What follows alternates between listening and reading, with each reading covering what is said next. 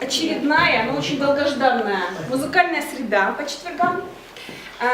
Сегодня у нас выступят студенты колледжа искусств и педагоги вокального, фортепианного отделения. Да? И также у нас еще подойдут попозже гости, которых мы объявим дополнительно.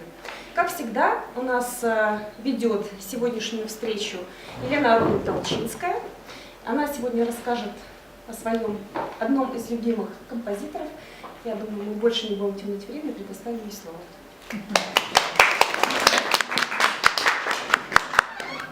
Закроем? Прикроем. Слегка. Хорошее слово.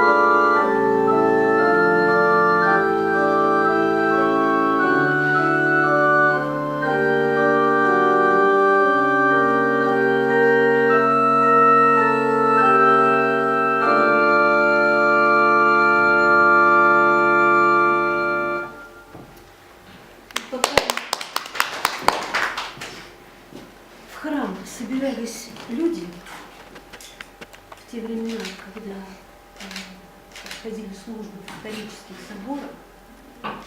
В это время органист, а это был всегда великий человек, всегда это был композитор. Как правило, это был композитор. Вот он так вот легко прелюдировал. То, что сейчас мы услышали, вот маленький, махонький такой шедевр. Вот он мог звучать в то время, пока прихожане собирались. Вы можете себе представить, органист сидит, и вот такие звуки звучат, и человек настраивался на общение с Господом Богом.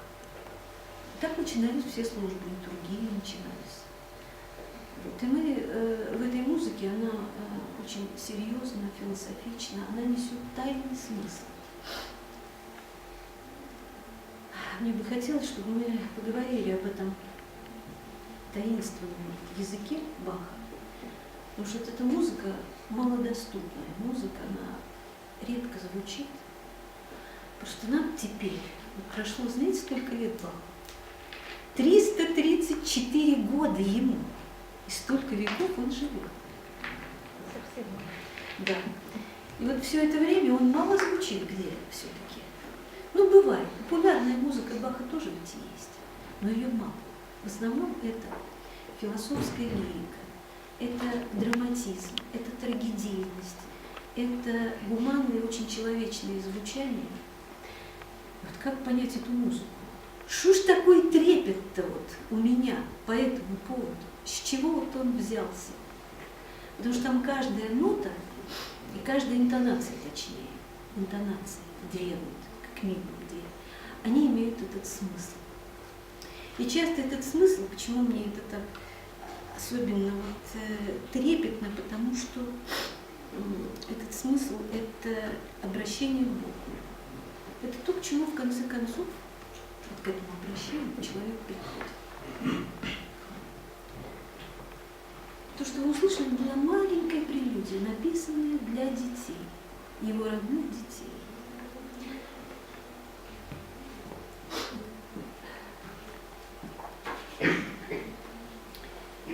чем старше музыка, тем сильнее воздействует она. Это старинный правды свет, так говорил о музыке Иоганна Себастьяна Баха, восхищался ею немецкий поэт Иоганн Вольфганг Гёте, который жил лет на 100 позднее. А первый биограф Баха, вот он родился на 1 год раньше, чем Бах умер.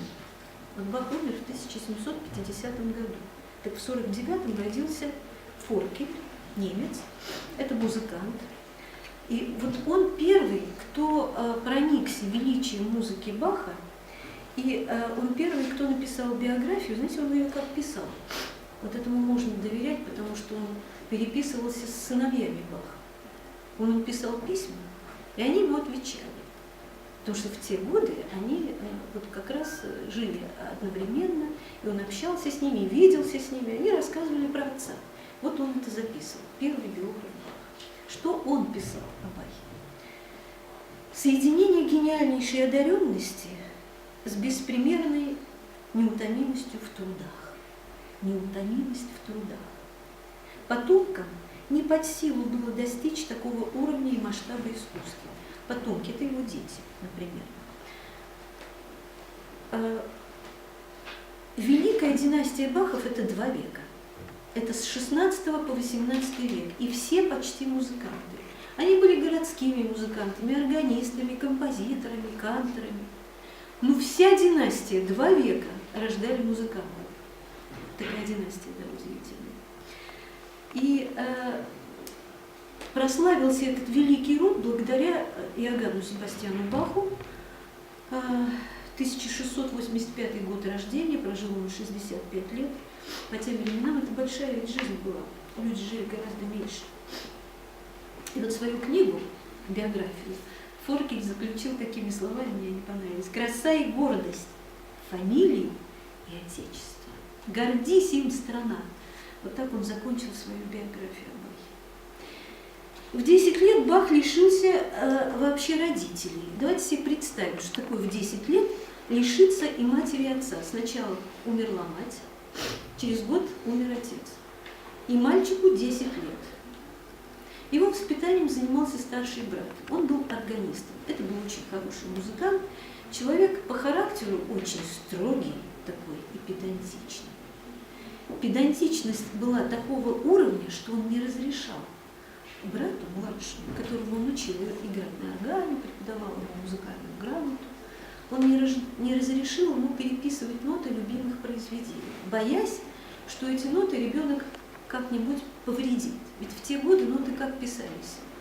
В общем, ему непостижимо, как только Бах написал столько нот. Вот поэтому он ослеп. Последние годы, полгода, он был абсолютно слепым. Полгода. За 10 дней до смерти он прозрел. Но через 10 дней он умер от инсульта. Там было 2 операции, и обе были неудачные. То же самое произошло с Генделем. Гендель умер на 9 лет позднее, и тоже была проблема со зрением, и тот же врач его оперировал.